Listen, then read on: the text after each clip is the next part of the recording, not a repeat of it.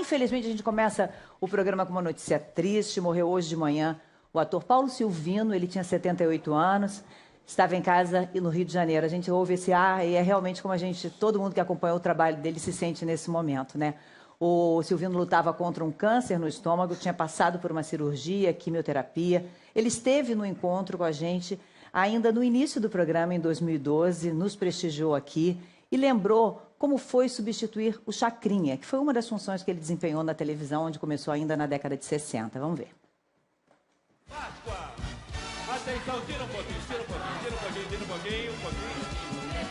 Antes um papinho aqui com o Brasil inteiro via Embratel on very morning for you together. Ninguém é capaz de substituir aquele homem que não tem substituto. De modo que eu não estou substituindo, eu estou apenas conduzindo o programa. Alô, Salim, vamos lá! Ei, Salim, segura as contas, no fim do mês pra mim. Ainda tinha a história dos bordões, né, Paulo Silvino? Quer dizer, que ele falava e quando apresentava, você imaginava quais eram os seus favoritos, por exemplo, dos bordões que ele falava? Ah, tinha muita coisa maluca. Inclusive, meu pai, o Silvino Neto, que era muito amigo do Chacrinha, papai às vezes dava umas coisas pro Chacrinha, né? O Chacrinha dizia muito que o Silvino Neto bisurou no ouvido dele. Atenção, atenção! Cheguei, baixei, chorei e saravei. E é com essa imagem que a gente quer ficar realmente. Olha, o nosso beijo, o nosso abraço carinhoso para toda a família, para os 3 filhos, para os amigos, para os muitos fãs, para todo mundo que nesse momento está sentindo realmente a partida dele, que a gente fique com essa imagem tão feliz que ele nos deixou durante tanto tempo, né? E a gente vai falar de pai, ele era um super paizão. Tive grande. Como era grande. Como é que é? Bordões, bordões, né? Pô, eu não sabia, fiquei sabendo agora. Nós também, minutos antes agora do programa começar, e que a gente soube da perda dele. E é como a Beth disse, as pessoas passam por aqui, mas a gente, na hora dessa partida, sempre tem um aperto, né? Ai, eu não estou conseguindo falar de emoção. Uhum. Ela estava comentando de como nesses 2 últimos anos perdeu tantas pessoas queridas, né? E começar e chegar aqui assim com essa notícia realmente nunca é o que a gente imagina para começar um programa.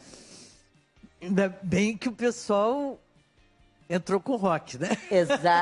A música nessa hora ajuda muito, mas é, né? Uma despedida, é a saudade de não conviver mais com essa pessoa. De não ver mais em outros trabalhos. Oi, bom dia, cruzar aqui no Projac, né, ver o trabalho.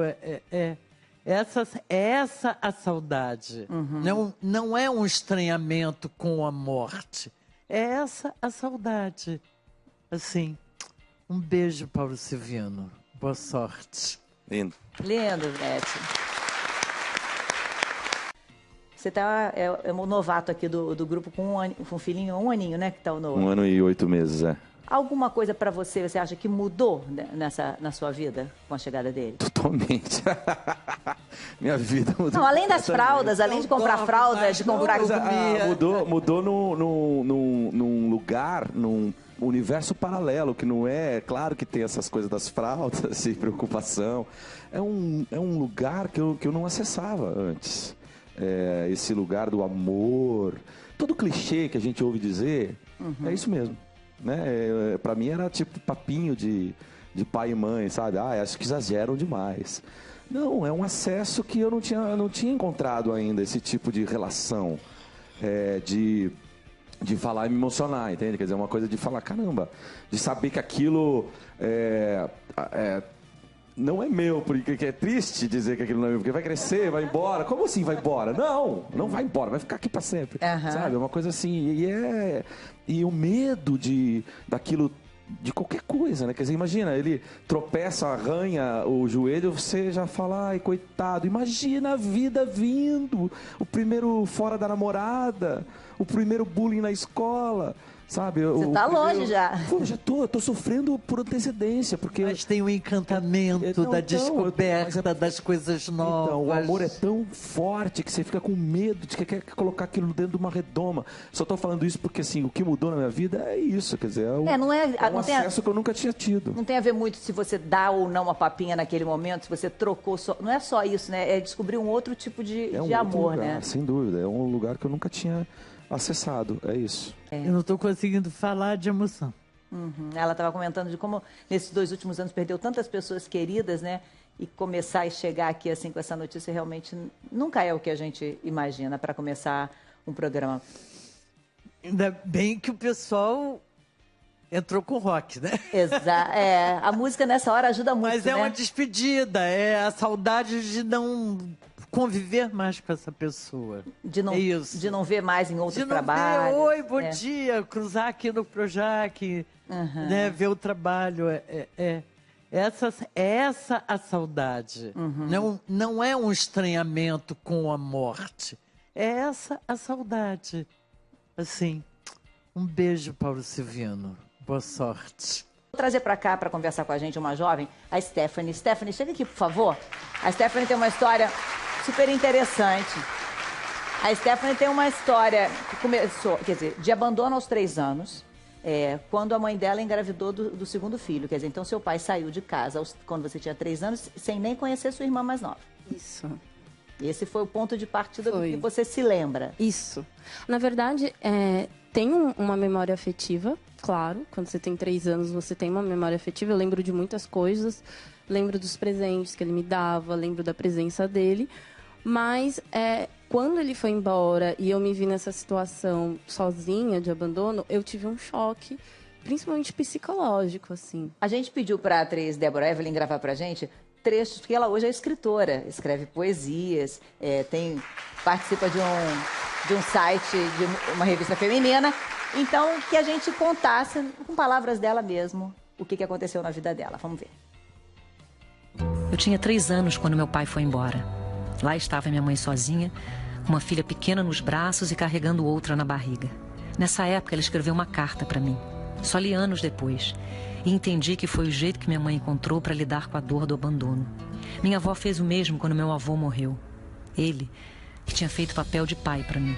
Se todas as mulheres importantes da minha vida escrevem, por que eu não poderia escrever? Não fiz uma carta, mas um poema para falar dos anos que esperei pelo meu pai. Nos primeiros dias depois que você se foi, sentei no balanço vermelho que você me deu e te esperei. Nos meus aniversários, eu te esperei. Nas formaturas, eu te esperei. No almoço de domingo, eu te esperei. Esperei você me dar todas as provas que por você eu nunca seria amada. Esperei tanto que agora sozinha eu sei me balançar. Bonito, né? Do que você lembra? Você disse assim, eu lembro de muita coisa. Do que você lembra? Eu lembro muito das festas de escola, porque sempre aquele momento que você realmente prepara tudo para o seu pai te ver. E era aquele momento que minha mãe tinha que me explicar a ausência dele. E é muito difícil. A gente vive numa sociedade onde o padrão de masculinidade é um padrão muito nocivo. E ele também está associado à ideia do abandono. Nocivo no sentido de não se pensar o homem como uma pessoa que cuida, como uma pessoa que demonstra amor, como uma pessoa que demonstra afeto para com os outros. Então, é muito naturalizada a ideia do abandono paterno. Então, quando eu ia nessas festinhas, não era só eu que estava chorando e esperando. Tinha várias crianças chorando e esperando. E aí você vê como isso é um problema estrutural. Quando eu fiz esse poema e eu apresentei ele, eu lembro que as pessoas choravam muito. E muitas pessoas vieram falar comigo que elas disseram... Algumas disseram, o meu pai não me abandonou, de fato... mas eu nunca senti o meu pai na minha vida, mesmo ele estando dentro da minha casa. Então, a gente tem que rever esse padrão do cuidado, da paternidade, para que a gente não naturalize esse abandono. Porque olha só, aos 3 anos ela ainda não era registrada. Né? Então, quer dizer, até o 3º ano ela não foi registrada, ele foi embora e depois houve uma tentativa de reaproximação, em que ele volta. Sim, e na verdade... que eles não registram, né? É exatamente para você não ter acesso à pensão. Só que isso te coloca, quando a gente fala que tem 5,5 milhões de crianças sem o registro do pai, coloca essas crianças numa situação de vulnerabilidade, não só psicológica, mas também econômica. O abandono é para a família, né? Porque aquela mãe também vai ficar sobrecarregada. Minha mãe tinha 2 empregos, sempre teve que trabalhar muito. Eu não via minha mãe. Não, a gente não, né, não é que ela não era presente na minha vida. Minha mãe, ela abriu mão da vida dela para que eu pudesse estar aqui hoje, para que eu tivesse uma faculdade, para que hoje, por exemplo, eu estivesse escrevendo um livro. Então, a minha mãe... Não, eu sempre fico muito emocionada porque é muito difícil ver a sua mãe, depois de 21 anos, agora podendo sair, podendo namorar, podendo viver. E não é porque ela cobrava, ela nunca cobrou a pensão. Ela sustentou a gente por um longo tempo. E tanto que quando meu pai quis assumir, quis dar o nome, ela disse que ela não precisava, que ela não queria. E é injusto até com ela, né? Claro. Porque ela precisava de um descanso mínimo. E aí ele resolveu pagar a pensão pra gente. Mas, legalmente, né, isso também significava que ele teria que passar um tempo com a gente, essa ideia do final de semana, de você ver seu pai. Meu pai, ele nunca realmente levou isso a sério, né? Ele nunca criou laços afetivos. A gente, na verdade, não tem um amor instantâneo, a gente tem uma construção afetiva. E ele nunca prezou por essa construção. No meu caso, depois eu recebi o registro com 11 anos, minha irmã tinha 7, foi a primeira vez que ela viu meu pai. E a gente continuou esperando, porque ele prometia que ia levar a gente para sair, para tomar um sorvete, e deixava a gente sentada no sofá esperando o dia inteiro. E hoje, quando eu falo disso publicamente, é porque tem muitas crianças que ainda estão esperando. É verdade. Tem muitas mulheres que sofrem vendo seus filhos esperando. Deixa eu perguntar uma coisa. Claro. Legalmente, como é que faz? Alguém sabe me dizer como é que faz essa, por exemplo, quando o pai não registra, você pode ir... Sua mãe, você pode botar pai desconhecido, ou você pode simplesmente... Você sabe quem é o pai, mas não coloca o nome. Mas no caso, você não tem como obrigar esse homem a assinar? Judicialmente, a pagar a pensão isso é uma obrigação. Não, sim, mas aí obrigação, sim, mas ele não está no nome ele dele. vai registrar. Como é que faz legalmente isso? Porque quando a gente está falando a coisa do judicial, ela entra quando o bom senso acabou, né? Justamente, enquanto a negociação está bem, tudo bem, seria o mundo dos sonhos.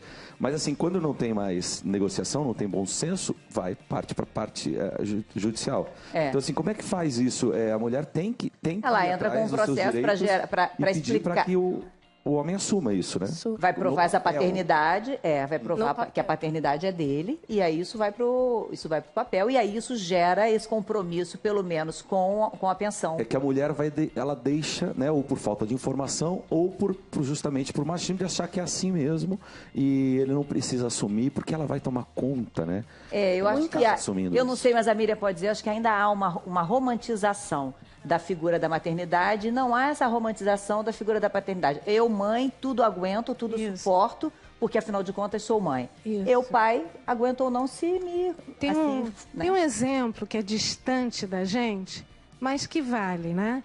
Que na Suécia, por exemplo, a licença para cuidar dos filhos é de mais de 1 ano e é compartilhada pelo pai e pela mãe. Mesmo lá, a mãe ficava mais tempo, que podia escolher quem ficava. E aí eles criaram uma lei que o pai tem que ficar no mínimo 90 dias, senão ele perde esse direito.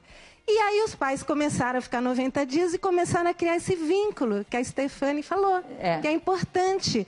Porque tem um lado que todo mundo, o pai tem que participar, mas culturalmente é a mãe que cuida, é a mãe que sofre, é a mãe que abre mão de tudo e o pai continua a vida dele.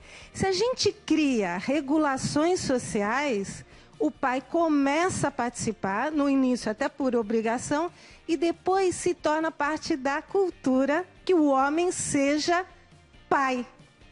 Fala, Stephanie, pode falar, vou pegar só o microfone. Tem uma outra questão, Nero, é que a culpa. Muitas mulheres se sentem culpadas, porque tem uma lógica de falar, você tem o dedo podre, você foi errada, você escolheu errado. O pai dos seus filhos. E tem esse sentimento de culpa e até de achar que se você for atrás, você está colhendo uma migalha. Quando, na verdade, o registro eu vejo como uma necessidade de identidade. Quando você nega o nome para uma criança, quando você nega a sua paternidade, você também está negando o acesso dessa criança à identidade dela. Isso, para mim, é o mínimo, que é a dignidade. Agora, olha só que interessante. A gente tem na plateia pessoas que vieram assistir, que a gente vai perguntando sobre a história delas, né? O Matheus tem uma história que mostra muito essa questão da construção do amor, que não é imediato. Ele ficou até os 17 anos sem conhecer seu pai. Exatamente. Eu fiquei até os 17 anos sem conhecer o meu pai. Tive uma briga de adolescente com a minha mãe e resolvi procurar ele. E mais tarde eu descobri que nesse dia era o aniversário dele. Só que infelizmente não foi uma experiência muito boa porque ele me negou até nesse momento. Então, mesmo chegando ali diante dele, ele não teve esse... Não. Aí depois eu chego à conclusão que nos meus 31 anos hoje, ele não me fez falta nenhuma, porque a minha mãe, ela foi como um pai e o restante toda uma família. Então a minha mãe, ela se desdobrou, ela é pai, ela é mãe, ela é tio, ela é tudo pra mim. Mas olha só, ele chega lá, né? Consegue a coragem de chegar lá diante desse pai e não tem esse tipo de amor. Porque não houve essa convivência, né? Não havia o que resgatar, na verdade, ali, né? E aí entra o mérito dos pais, que são os pais adotivos, né? Quer dizer, para você ver que o amor obviamente, o afeto, a relação está muito mais relacionada com estar junto do que com procriar. Exato. Ela teve o avô, não foi? O seu avô teve essa figura para você? Eu tive. Eu geralmente tem esse apoio familiar, né? Que é muito importante. Mas, no fundo, a mãe sempre fica muito sobrecarregada, assim, não tem como negar que as mulheres não acabam ficando muito sobrecarregadas, e no caso da minha mãe, ela ainda tinha 2 filhas.